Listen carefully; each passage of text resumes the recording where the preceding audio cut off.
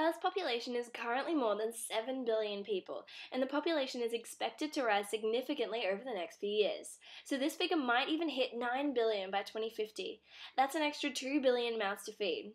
And considering on average each person eats 35 tons of food over their lifespan, this could become a bit of an issue. Another factor that's making it harder to feed this massive population is climate change, and this is because it causes extreme weather events such as droughts, storms, floods, and rising sea levels, all of which really affect crops in a significant way. So something really has to be done to make sure everyone can eat. What has happened up until now has been a slow, grueling process of trial and error, with farmers trying to breed the best plants of one crop with the best plants of another crop. So for example, leafy plants from one crop have been crossed with leafier plants from another crop to produce a crop with the leafiest plants. The most annoying part of this process is waiting for the successive crop to grow up to find out how many plants have actually had the right breeding and is showing the right trait. In other words, it takes a long time to have a 100% success rate, and in many cases it isn't ever possible to get that. It's not a bad method, seeing as it sustained our population up until 7 billion people, but now it just looks like it's not going to be enough. So what do we do? Well, luckily, science.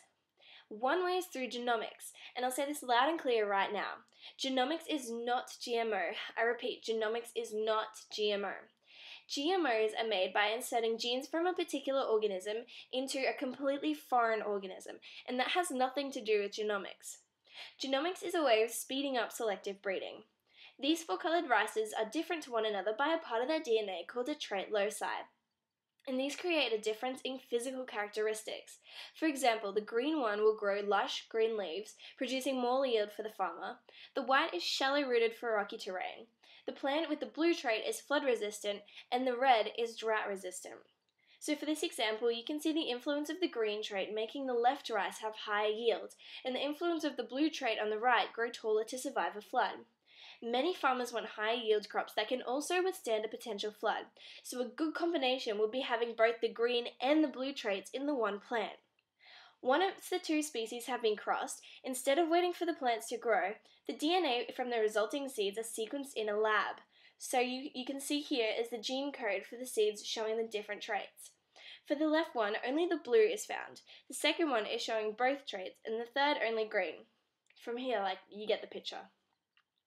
By doing this process through the DNA sequences, rather than growing the plants, it takes a fraction of the time to get the desired types of plants.